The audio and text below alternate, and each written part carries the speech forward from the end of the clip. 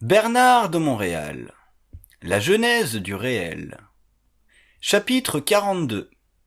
La fin des temps. La prochaine époque remplacera l'involution, et la fin de cette dernière annoncera une nouvelle garantie de vie sur Terre, issue d'une transformation profonde du mode d'existence que nous connaissons aujourd'hui.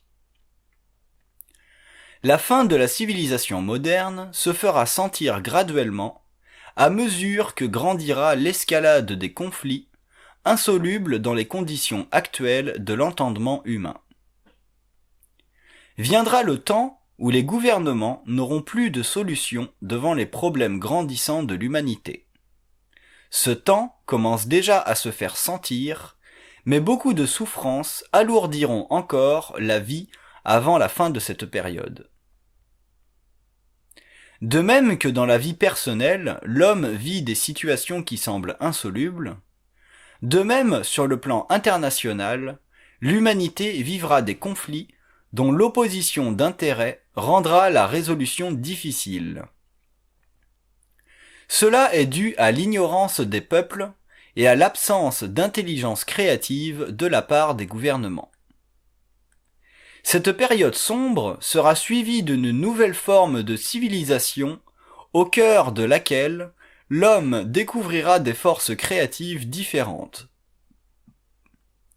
Dans la vie personnelle, un changement de cap nécessite une crise profonde pour que se manifestent de nouvelles énergies. Il en sera ainsi à la fin du cycle présent.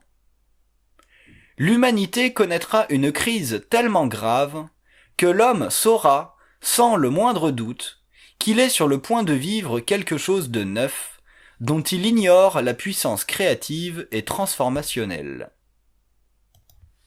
La crise mondiale et planétaire prendra son origine dans ces forces psychiques de l'humanité qui doivent être profondément transformées pour que naisse une civilisation totalement modifiée dans ses principes de vie et d'évolution. L'humanité verra sa conscience renversée. La crise mondiale permettra à l'homme de s'élever sur une plus haute échelle d'évolution, selon des principes nouveaux engendrés par la crise, qui mettra en jugement toutes les formes d'idéologie qui divisent les peuples. De cette crise profonde naîtra une nouvelle vision de la vie planétaire, et les peuples s'uniront contre la mort de l'esprit. L'homme est totalement inconscient des forces de vie sur Terre, car il n'a aucune compréhension du fonctionnement évolutif d'une planète expérimentale en voie de développement psychique. La crise mondiale, déjà amorcée dans son mouvement, servira de fondation à la reconnaissance des forces dans l'univers qui alimentent l'évolution de l'homme, et son esprit s'élèvera au-delà de ses conceptions limitatives actuelles.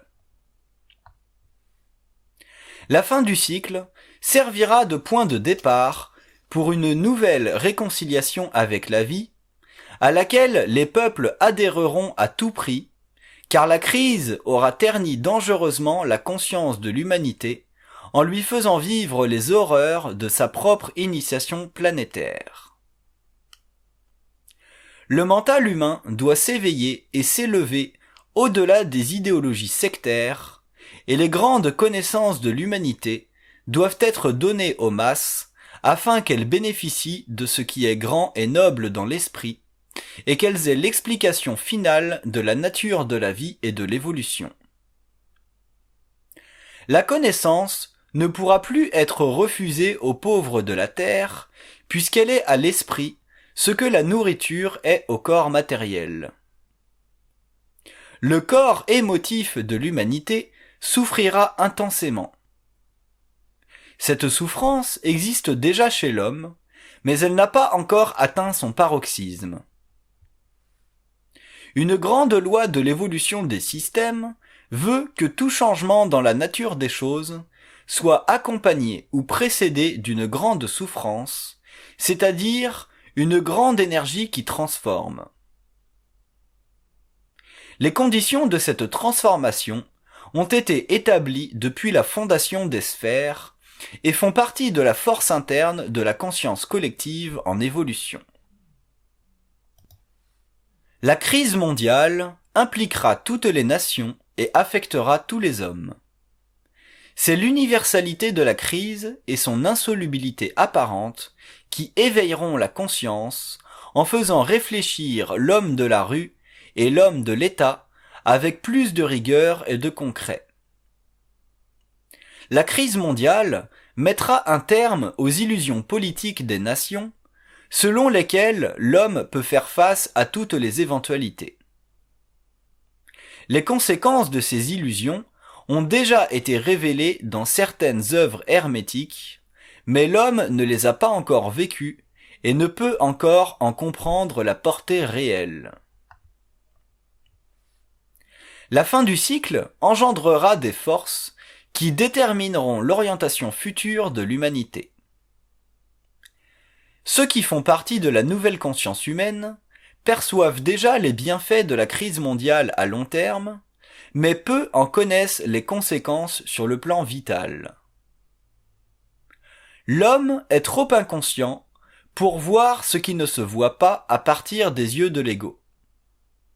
Doté d'une conscience éveillée, il pourra facilement sentir que l'avenir de l'humanité ouvrira toutes grandes les portes de l'impossible. À partir de la vision de l'impossible, la conscience future pénétrera dans les secrets de la vie qui lui permettront de comprendre ce qui est réservé aux initiés de la nouvelle alliance entre l'homme et le double. Celle-ci lui donnera accès à la destinée des nations, alors que lui-même pourra voir concrètement son rôle créatif dans la vie future des nations en évolution rapide. Il faudra encore un peu de temps pour que l'humanité saisisse la réalité nouvelle de la prochaine époque. Des événements clés, dont l'ordre dépasse la logique purement matérielle de l'homme, renverseront les conceptions du mental inférieur, afin que l'homme puisse entrer dans une nouvelle phase d'évolution, devant transformer profondément la conscience de l'humanité à tous les niveaux de la conscience planétaire. Les masses humaines connaîtront des choses qu'aujourd'hui l'homme de la rue se refuse à contempler, car il a été trop conditionné par l'involution. Les conceptions présentes de la vie doivent être fracassées pour qu'une vie nouvelle prenne racine. L'homme devra réaliser que le cosmos est une vaste entreprise évolutive à des niveaux d'expérience dépassant l'imagination involutive. Les nations de la Terre ne pourront être asservies au passé lorsque viendront frapper à la porte de leur conscience les forces nouvelles. Les prochaines générations connaîtront des événements que l'homme pressent, mais qu'il ne pourra affronter qu'avec une intelligence fondée sur une volonté réellement créative. Les nations se complaisent à vivre les jeux astralisés de la conscience planétaire, mais le prix de ces jeux sera élevé. Les forces de vie astrale atteindront en effet un niveau de puissance qui fera pâlir les actions démoniaques des pires démagogues que l'humanité aura connus. Le choc sera tel que l'homme devra reconnaître enfin que la vie future de l'humanité ne pourra pas être fondée sur les principes de l'ancienne civilisation. La fin du cycle coïncidera avec la présence de forces occultes dont le pouvoir sera mondial. La terminaison du rôle purement politique des gouvernements fera ressortir de la conscience planétaire une énergie créative nouvelle, suffisamment puissante pour détourner, pendant une très longue période à venir, les courants d'énergie inférieurs qui paralysèrent la conscience de l'homme depuis le début de l'involution. Le caractère mondial de la crise renversera les valeurs humaines à un tel point que les hommes reconnaîtront que la vie a plusieurs dimensions et qu'un aspect de ces dimensions de ces dimensions est actif sur Terre pour permettre à l'être de poursuivre son évolution dans un cadre de vie de plus en plus équilibré. L'humanité devait auparavant se suffire à elle-même, tandis qu'à l'avenir, elle sera aidée des sphères éveillées, et cette aide sera reconnue mondialement. L'époque de l'involution sera remplacée par une grande vision fondée sur le rassemblement des forces psychiques de la planète. La crise ne sera pas refusée par les hommes de lumière, car ils savent déjà qu'elle doit être vécue afin que le choc élève l'humain. Mais son sens hermétique sera rendu public pour que ceux qui ont suffisamment de lumière puissent bénéficier de ce qui fait partie du savoir universel et que l'homme éveillé puisse subir ces grands événements sans en souffrir sur le plan psychologique. Comme la fin du cycle sera démystifiée, l'homme conscient pourra y reconnaître les éléments de base dont furent construites les grandes prophéties de l'humanité. Un de ces éléments de base prophétisés par les grands voyants de l'histoire sera le contact imminent entre les hommes de la Terre et d'autres êtres vivants venant des profondeurs de la galaxie. Ce contact avec l'homme ne pourra plus être camouflé psychologiquement, car l'évolution nécessitera un tel contact qui provoquera un affrontement entre différents niveaux de la réalité. Tant que ce contact ne sera pas établi officiellement, les hommes demeureront des êtres englobés par la petitesse de leur vision et continueront à vivre selon les lois involutives d'une civilisation qui a perdu le sens du réel. Que l'homme ignore la réalité, c'est une chose explicable par son ignorance millénaire. Mais qu'il demeure dans cette ignorance est impossible, car la vie exerce tous les pouvoirs sur la conscience de l'humanité, tant que l'homme n'aura pas atteint un niveau de conscience lui permettant de la contrôler dans son évolution. Les hommes ont débattu longtemps la réalité du phénomène OVNI, alors que ceux qui expérimentèrent ce phénomène virent leur propre vie et leurs attitudes changer face à l'expérience qui en dit long sur l'univers en général. La fin du cycle éclairera ce contact entre l'homme et d'autres espèces, et le choc de vie qui en résultera forcera l'homme à s'éveiller à une autre dimension du réel pour contempler un avenir avantageux à tous les points de vue de sa conscience planétaire et universelle. La fin d'une époque représente pour l'humanité une grande transformation dans son mode de pensée, et celle-ci a lieu lorsque les forces en évolution ont atteint la limite possible de leur perfectionnement.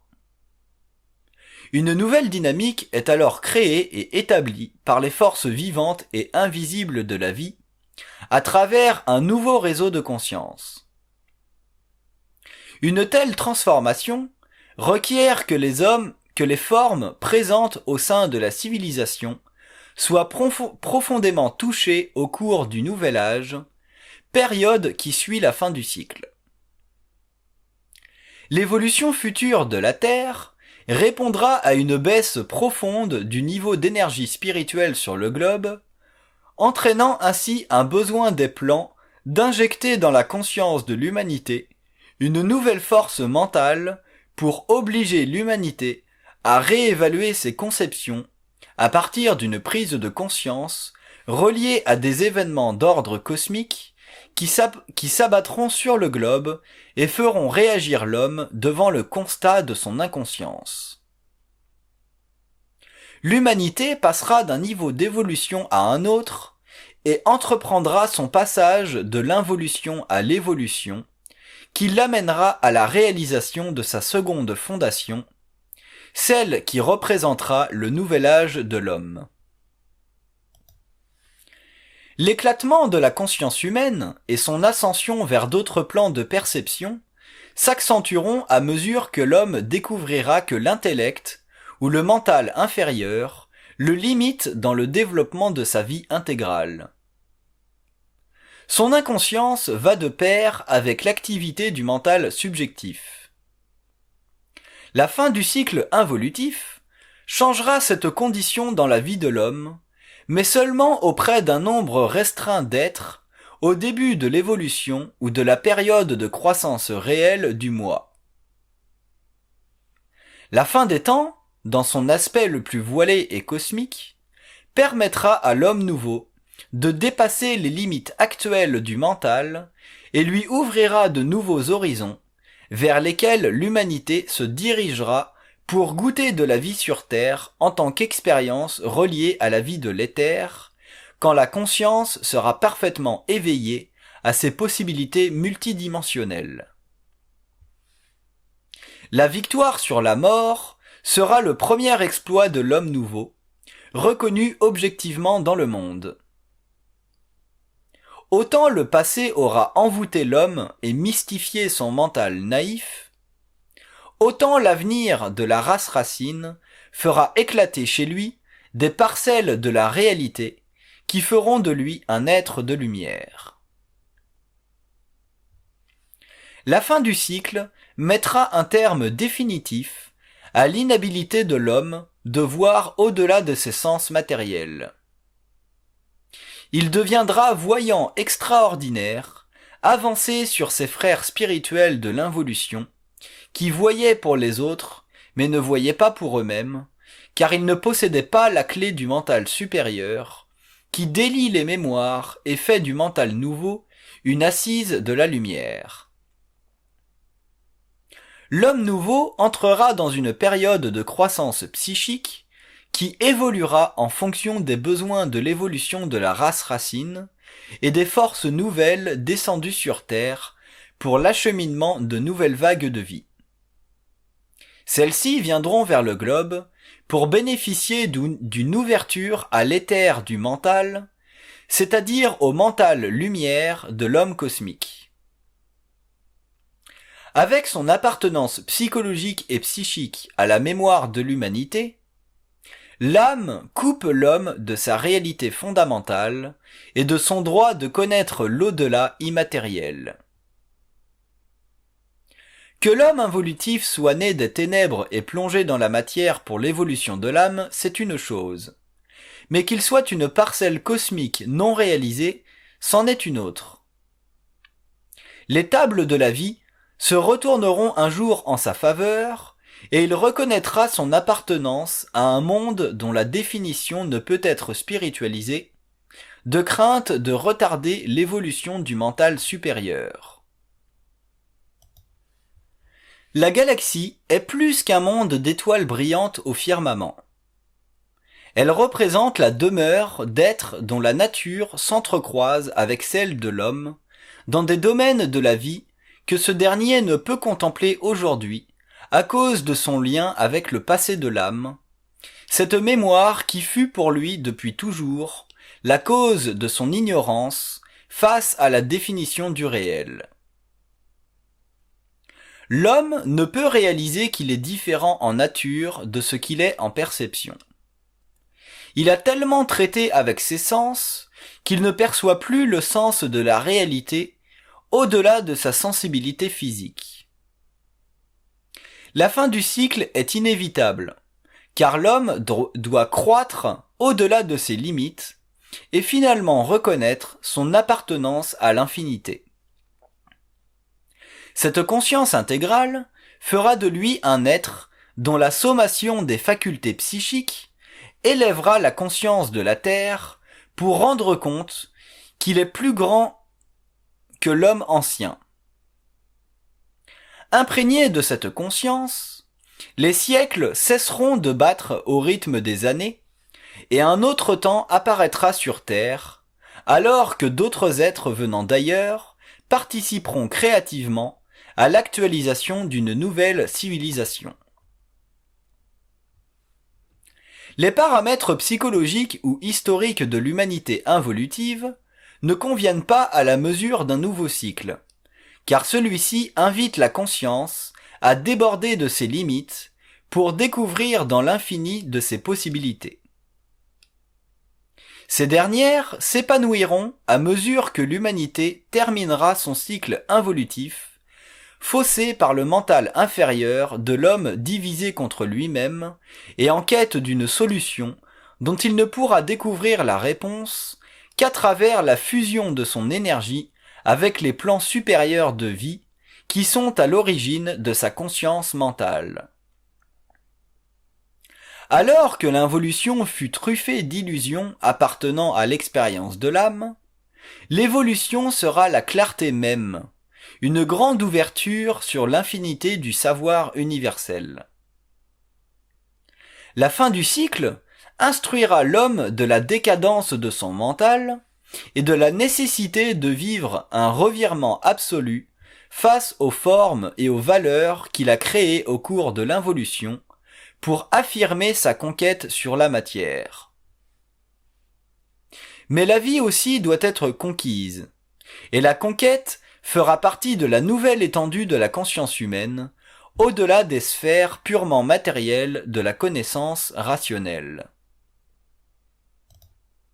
L'intransigeance de l'intellect sera remplacée par l'élévation de plus en plus forte de la pensée humaine. Les générations à venir ne chercheront plus à limiter l'accès de l'homme à sa propre définition universelle à travers les structures angoissantes d'un mental qui veut se fixer dans une permanence qui ne cesse de lui échapper à cause de l'absence de lumière en lui. L'homme nouveau évitera l'assaut psychique qui déferlera sur l'humanité à la fin du cycle, car il aura compris sa relation intime avec le double, dont il utilisera la lumière pour se dissocier de la puissance des réflexions subjectives qui assailleront son ego lorsque la vie de la Terre sera remise en question. Il comprendra que la nouvelle vague de vie qui s'installe sur le globe fait partie de la descente des forces cosmiques sur une planète qui n'a connu que l'isolation temporelle et spatiale depuis l'origine de la conscience égoïque. Les intrusions furtives de forces venues d'ailleurs pour l'étude de l'homme et l'aide nécessaire à l'évolution de sa société ne furent que de maigres ressources sur lesquelles l'humanité put compter. Totalement ignorant des lois cosmiques, l'homme fit de ces rencontres des expériences d'ordre spirituel qui retardèrent une fois de plus l'évolution de sa conscience mentale. L'ordre universel demande que toute conscience en voie d'évolution en arrive à rejeter, absolument et à long terme, le besoin d'être dominé par des forces étrangères à sa conscience. Processus applicable seulement lorsque la conscience supramentale sera implantée sur le globe et qu'elle aura commencé à libérer l'homme de sa conscience involutive.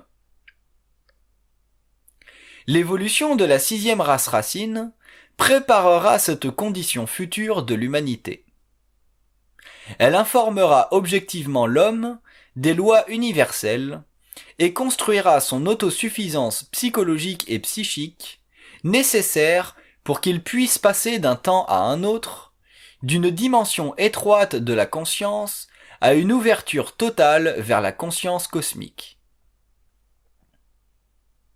La fin du cycle deviendra évidente lorsque la nouvelle conscience se sera manifestée sur le globe.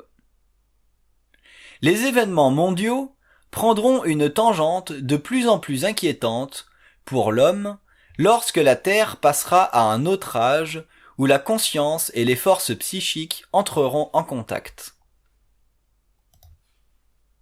Les forces psychiques font partie de ces mondes parallèles qui s'ouvriront à l'homme objectivement, afin qu'il puisse comprendre l'ordre universel et les sous-plans de ce même ordre qui confine sa conscience actuelle à un processus de réflexion subjective plutôt qu'à un acte de création mentale. L'homme nouveau établira un lien avec des plans de vie qui ne risqueront plus de faire de lui un être secondaire.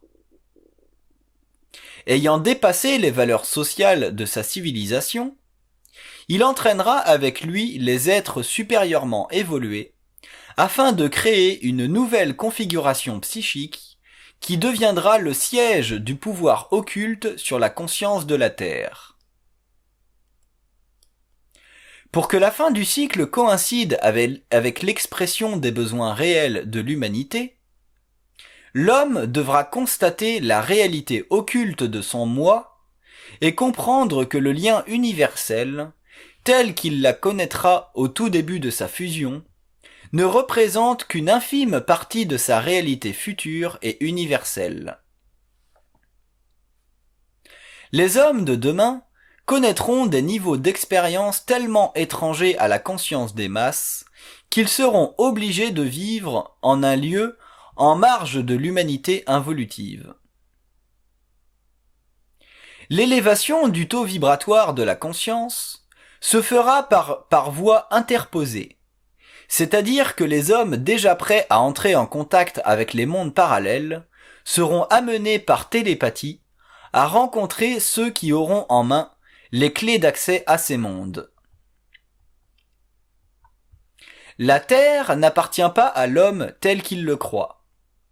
Elle fait partie d'un patrimoine maintenu en évolution de conscience par des forces dont l'intelligence dépasse le petit homme, cet être qui croit que la logique seule peut lui faire comprendre les mystères de la vie. Les temps viennent où ce petit homme prendra conscience que l'invisible de la vie est maître de ses sens et qu'il s'étend à des niveaux d'organisation qui demandent plus que la logique d'un mental inférieur pour se révéler à lui dans toute leur splendeur et toute leur forme. Le développement d'une conscience supérieure ne pourra venir qu'à travers l'expérience de chocs suffisamment grands pour élever sa conscience malgré elle, car l'homme moderne est orgueilleux de son intelligence. Il fut trop longtemps coupé de la source universelle pour bénéficier encore d'une intelligence fondée sur la réalité de ses principes, intégrée à un axe de vie qui traverse son psychisme et se fond avec lui à tous les niveaux de son être réel. La fin du cycle coïncidera avec l'impression ultime d'un autre temps de la conscience qui fera partie de la descente sur Terre d'une nouvelle énergie créative étrangère à son expérience antérieure.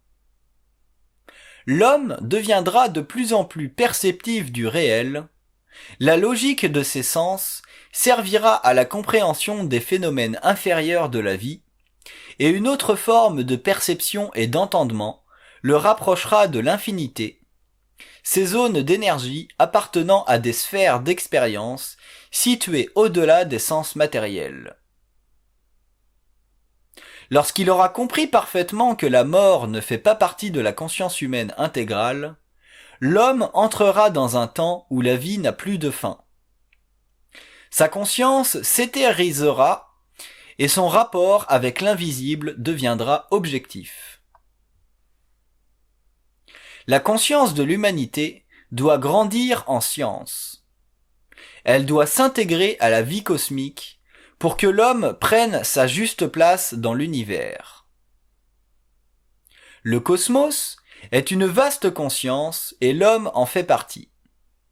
Mais ses sens doivent être libérés de leur lourdeur, car la matière n'est qu'un aspect de la conscience humaine. Au-delà, s'étend un monde dont les fondations reposent sur le rapport étroit entre l'esprit et la conscience en évolution.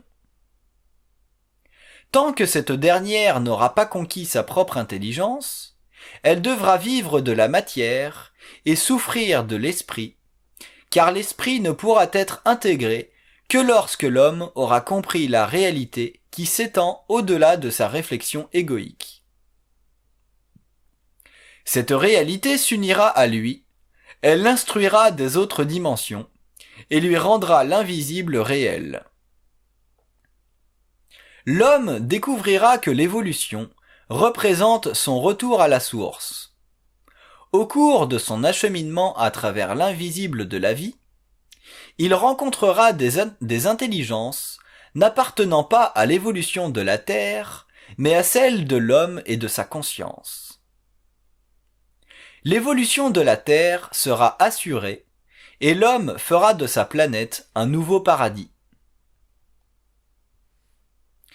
L'évolution de la conscience est reliée à l'ouverture des centres psychiques. L'homme nouveau passera d'un état mental à un autre avant de bénéficier de sa relation avec l'invisible.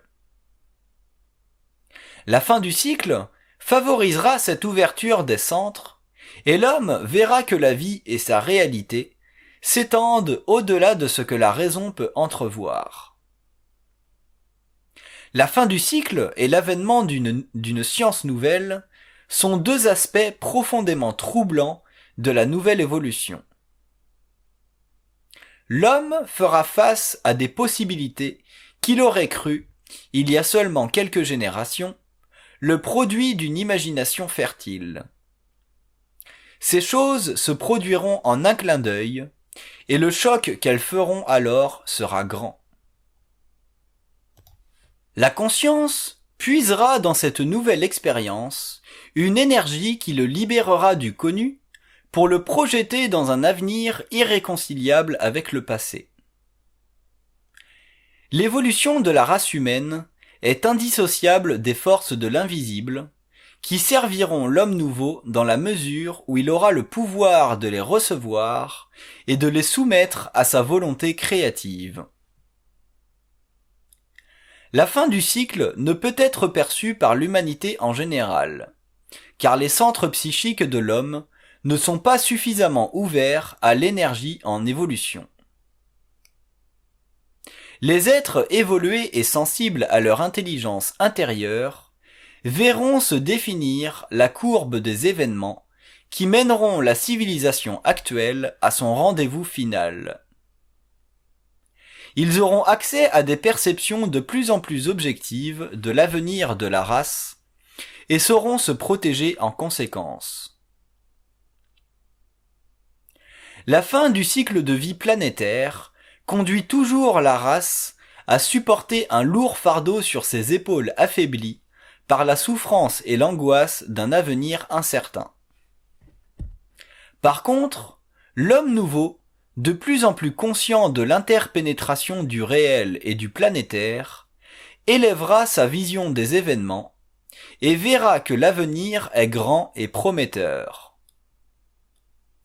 La grande capacité de vivre sa conscience de façon permanente sera le meilleur secours de l'homme et la source de sa plus solide force. Le développement de cette permanence se raffermira à mesure qu'il percevra la nature des événements de la fin du cycle, en fonction de sa sensibilité intérieure. Il sentira descendre en lui une plus grande lumière et une compréhension plus vaste des événements majeurs qui changeront le cours de la civilisation. Ces êtres, qui se retireront de plus en plus de la vie humaine involutive, se réuniront à la fin du cycle, dans un espace créé par les forces cosmiques, pour leur protection et leur indemnité. Car alors, de grands vents secoueront la Terre, dernier signe témoignant de l'apparition de l'âge d'or.